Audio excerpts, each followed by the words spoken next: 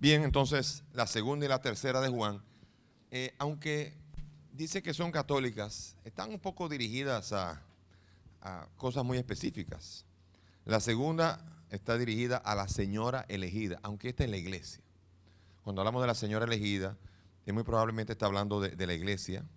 Y la tercera está hablando a un presbítero llamado Gayo. Gayo con Y es un nombre común, romano. Son cartas muy pequeñas, imagínense, 13 versículos la segunda de Juan y 15 versículos la tercera de Juan. Es importante porque tratan de meter en alerta de los anticristos, de la división de la iglesia. Tratar de tener cuidado de que nadie quiera tomar el lugar del Señor. La carta de Judas también, pequeña, 25 versículos. Una carta breve, una carta que se le atribuye a Judas, el siervo de Jesucristo, el hermano de Santiago. Es rico de citas del Antiguo Testamento y también hace citas de los evangelios, de los escritos apócrifos. Habla de la conducta, de los deberes, de la exhortación a oír la enseñanza de los apóstoles y a ejercitarse en la caridad. Escritos muy breves. Un día de estos haremos cursos sobre él, posiblemente en 2 o 3 semanas se puede dar.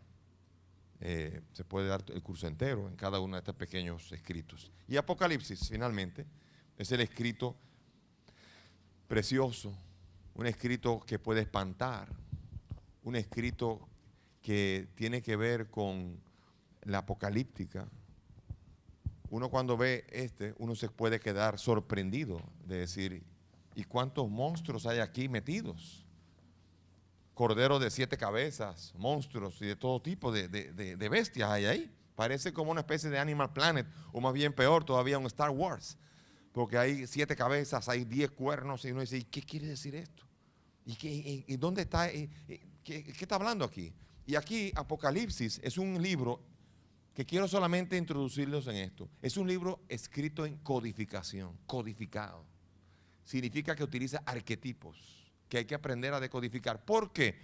Lo escribe así porque los romanos perseguían incluso los escritos que tenían los cristianos. Entonces, cuando usted habla en clave, usted dentro de la persecución puede hablar de algo sin que a usted lo acusen. Por ejemplo, en el régimen de Trujillo, en la República Dominicana, se puede decir el chivo.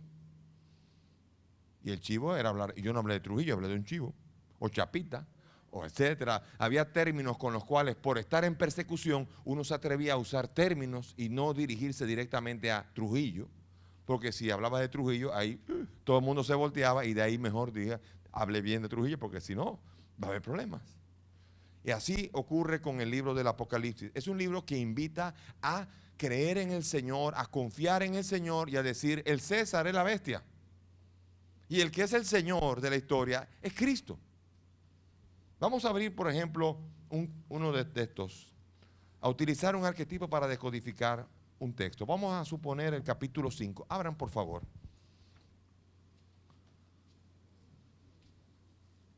Dice aquí, capítulo 5, versículo 6. El primero de los seres de Star Wars. Vamos a decodificarlo. Dice, entonces vi de pie en medio del trono de los 4 vivientes y de los ancianos un cordero como degollado, tenía 7 cuernos y 7 ojos, que son los 7 espíritus de Dios enviados a toda la tierra. Uno se queda, ¿y qué es esto? Vamos a ir viendo.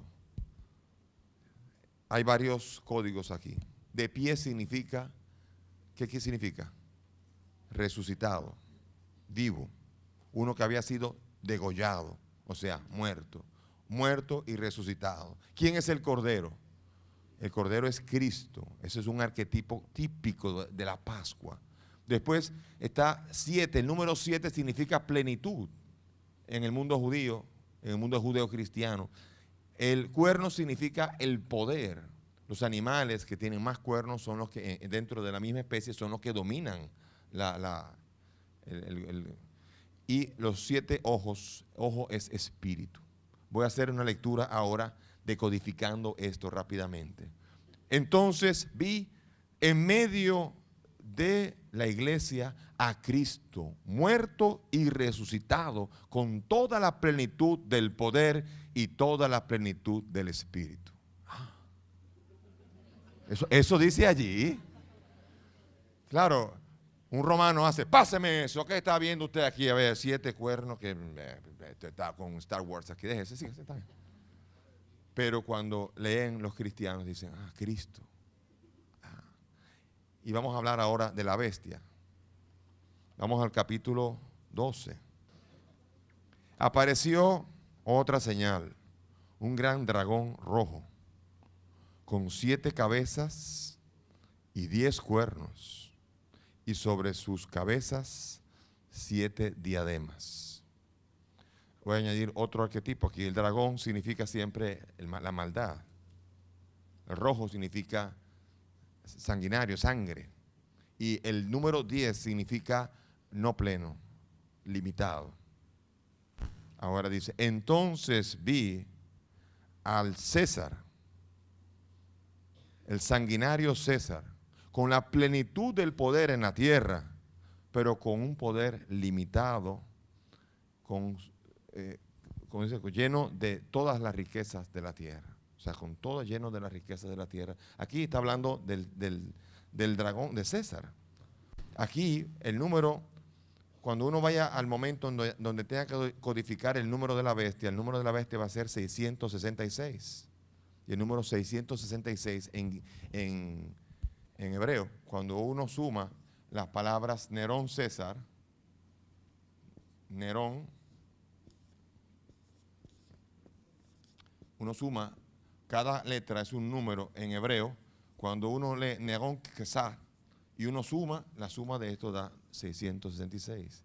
Y estamos trabajando con una serie de codificaciones, tratando de, en medio de la persecución, que los romanos no se den cuenta del escrito, pero que los cristianos sepan que la victoria está asegurada en Cristo, porque Cristo es el Señor y no lo es César, no lo es el emperador. Aunque sea sanguinario, aunque gobierne sobre toda la tierra, el Señor es Cristo. Aprender a decodificar este libro es una belleza y por eso se llama Apocalipsis, que significa revelación. Si usted decodifica, se le va a revelar el conocimiento de la historia. Apocalipsis. Y por eso en inglés también se le llama el libro de Revelation o el libro de la revelación. Es importante. Entonces, todos estos libros son una bendición. Pero estos libros hay que aprender a leerlos dentro del contexto, como he dicho. Porque yo he usado, por ejemplo, momentos, yo no puedo explicar el número 7 ni nada si no lo explico en el contexto. Por ejemplo, hay una palabra en la Biblia. Hay una palabra, ese término es importante conocerlo, pero esa palabra tiene que ser entendida dentro del contexto inmediato. Si no se entiende en el contexto inmediato, la palabra es vacía, la palabra es solamente un concepto. Hay un contexto en el que está, cuando yo dije la bestia, ¿no? Porque estábamos hablando de que el César, estoy explicando el contexto, si no la palabra, yo no puedo entender el cordero, no puedo entender el dragón, y no puedo entender esto si no entiendo el contexto en el que se está moviendo. Después hay una sección, el resto de la sección del libro, tengo que entenderla también, tengo que entender todo lo que está alrededor. Cuando estamos hablando de carisma, tengo que entender toda la sección del capítulo 12 al 14 de 1 Corintios para saber, conocer dentro de esa sección, esa palabra, ese texto, en dónde está. Después de esto tengo que entender no solamente el resto de la sección, tengo que entender el resto del libro. Y después tengo que entender el resto de la Biblia. ¿Ven? Que en círculos concéntricos uno tiene que aprender a que cuando uno está estudiando una palabra, un texto, uno tiene que saber entender en dónde está hablando. De otra manera, podemos estar siempre haciendo que un texto fuera de contexto pueda llegar a ser un pretexto para que la Biblia diga lo que yo quiero oír y no le deje a la Biblia decir lo que ella está para decir. Cada autor de estos 27 libros es un autor que nos regala un gran tesoro. Tienen un solo centro único. El centro del Nuevo Testamento es Cristo, es la relación con Cristo. Cuando alguien está hablando de la iglesia es para vivir a Cristo, para celebrar a Cristo. Cuando alguien está hablando de herejías es para conocer a Cristo, para conocer mejor quién es Cristo y para no equivocarse en el responder a Cristo. Cuando uno está leyendo un evangelio, uno está leyendo en función de seguir a Cristo. Cuando uno está leyendo la carta de Juan o el evangelio de Juan, uno está leyendo el texto para amar más a Cristo. Y cuando uno está leyendo una carta de San Pablo, uno está leyéndola para cortar con el pecado y vivir la justicia de Dios, vivir la gracia de Dios. Pablo, Juan, Santiago, todos los evangelistas, todos están diciéndonos, señalándonos al Señor como lo hizo María y diciendo, hagan lo que Él les diga. Amén.